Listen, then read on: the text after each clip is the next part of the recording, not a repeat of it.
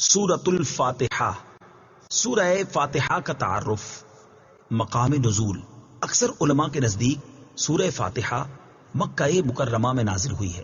امام مجاہد رحمت اللہ تعالی علیہ فرماتے ہیں سورہ فاتحہ مدینہ منورہ میں نازل ہوئی ہے، اور ایک قول یہ ہے کہ سورہ فاتحہ 2 مرتبہ نازل ہوئی، ایک مرتبہ مکہ مکرمہ میں اور دوسری مرتبہ مدینہ منورہ میں نازل ہوئی ہے۔ آیات، کلمات اور حروف کی تعداد، اس صورت میں ایک رکوع، 7 آیتیں، 27 کلمے اور 140 حروف ہیں۔ سورہ فاتحہ کے اسماء اور ان کی وجہ تسمیہ، اس سورت کے متعدد نام ہیں، اور ناموں کا زیادہ ہونا اس کی فضیلت اور شرف کی دلیل ہے۔ اس کے مشہور 15 نام یہ ہیں۔ نمبر 1، سورہ فاتحہ۔ سورہ فاتحہ سے قرآن پاک کی تلاوت شروع کی جاتی ہے، اور اسی سورت سے قرآن پاک لکھنے کی ابتدا کی جاتی ہے، اس لیے اسے فاتحۃ الکتاب یعنی کتاب کی ابتدا کرنے والی کہتے ہیں۔ نمبر 2، اس سورت کی ابتدا الحمدللہ سے ہوئی، اس مناسبت سے اسے سورۃ الحمد یعنی وہ سورت جس میں اللہ تعالیٰ کی حمد بیان کی گئی ہے کہتے ہیں۔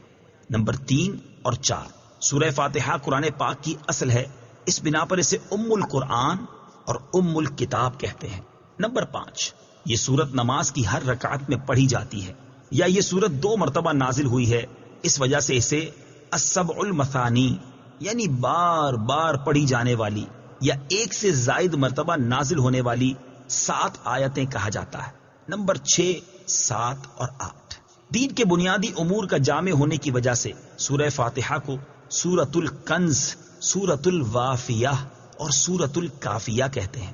نمبر 9 اور 10، شفا کا باعث ہونے کی وجہ سے اسے سورۃ الشفا اور سورۃ الشافیہ کہتے ہیں۔ نمبر 11، 12، 13، 14 اور 15، دعا پر مشتمل ہونے کی وجہ سے اسے سورۃ الدعاء، سورۃ تعلیم المسئلہ، سورۃ السوال، سورۃ المناجات اور سورۃ التفویض بھی کہا جاتا ہے۔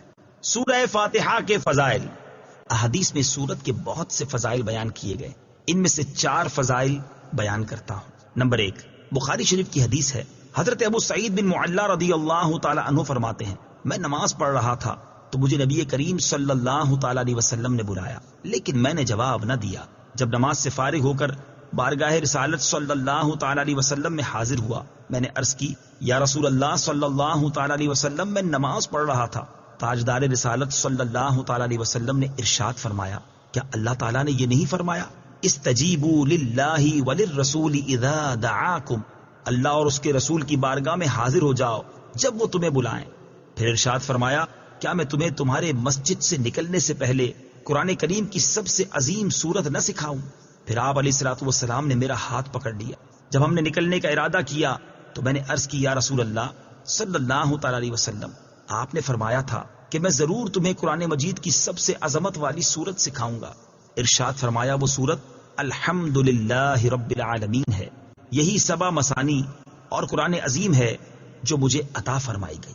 نمبر 2، مسلم شریف کی حدیث ہے، حضرت عبداللہ ابن عباس رضی اللہ تعالی عنہما فرماتے ہیں، ایک فرشتہ آسمان سے نازل ہوا اور اس نے سید المرسلین صلی اللہ تعالی علیہ وسلم کی بارگاہ میں سلام پیش کر کے عرض کی، یا رسول اللہ صلی اللہ تعالی علیہ وسلم، آپ کو ان 2 نوروں کی بشارت ہو جو آپ کے علاوہ اور کسی نبی کو عطا نہیں کیے گئے، اور وہ 2 نور یہ ہیں، نمبر 1 سورہ فاتحہ، نمبر 2 سورہ بقرہ کی آخری آیتیں۔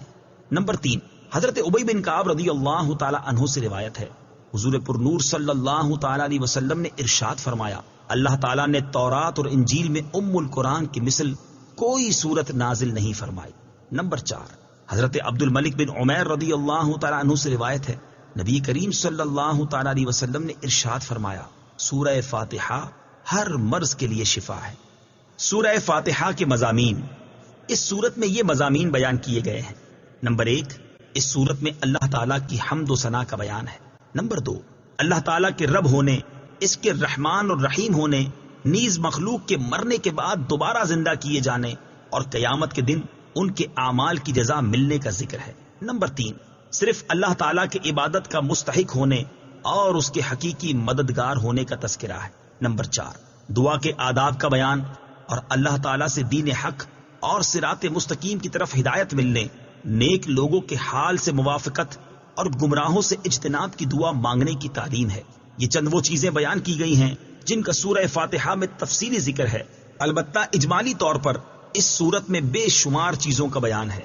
امیر المومنین حضرت علی المرتضیٰ کرم اللہ تعالی وجہہ الکریم فرماتے ہیں، اگر میں چاہوں تو سورہ فاتحہ کی تفسیر سے 70 اونٹ بھروا دوں۔ اعلی حضرت امام احمد رضا خان علیہ رحمت الرحمان حضرت علی المرتضیٰ کرم اللہ تعالی وجہ الکریم کا یہ قول نقل کرنے کے بعد فرماتے ہیں، ایک اونٹ کئے یعنی کتنے ہی من کا بوجھ اٹھاتا ہے، اور ہر من میں کئے یعنی کتنے ہزار اجزاء ہوتے ہیں، ان کا حساب لگایا جائے تو یہ حساب سے تقریباً 25 لاکھ جز بنتے ہیں۔ یہ فقط سورہ فاتحہ کی تفسیر ہے۔ سورہ فاتحہ سے متعلق شرعی مسائل۔ نمبر 1، نماز میں سورہ فاتحہ پڑھنا واجب ہے۔ امام اور تنہا نماز پڑھنے والا اپنی زبان سے سورہ فاتحہ پڑھے گا، جبکہ مقتدی امام کے پیچھے خاموش رہے گا، اور جہری نماز میں اس کی قراءت بھی سنے گا، اور اس کا یہی عمل پڑھنے کے حکم میں ہے۔ اللہ تعالیٰ نے قرآن پاک میں تلاوت کے وقت مقتدی کو خاموش رہنے اور قراءت سننے کا حکم دیتے ہوئے ارشاد فرمایا، وَإِذَا قُرِئَ الْقُرْآنُ فَاسْتَمِعُوا لَهُ وَأَنصِتُوا لَعَلَّكُمْ تُرْحَمُونَ۔ ترجمہ، اور جب قرآن پڑھا جائے تو اسے غور سے سنو اور خاموش رہو تاکہ تم پر رحم کیا جائے۔ اور حضرت ابو موسیٰ اشعری رضی اللہ تعالی عنہ سے روایت ہے، حضور اقدس صلی اللہ تعالی علیہ وسلم نے ارشاد فرمایا، جب امام قراءت کرے تو تم خاموش رہو۔ ابن ماجہ کی ایک اور حدیث ہے، حضرت جابر بن عبداللہ رضی اللہ تعالی عنہ سے روایت ہے، نبی کریم صلی اللہ تعالی علیہ وسلم نے ارشاد فرمایا، جس شخص کا کوئی امام ہو تو امام کا پڑھنا ہی مقتدی کا پڑھنا ہے۔ ان کے علاوہ اور بہت سی احادیث میں امام کے پیچھے مقتدی کے خاموش رہنے کے بارے میں بیان کیا گیا ہے۔ امام اعظم کا مناظرہ۔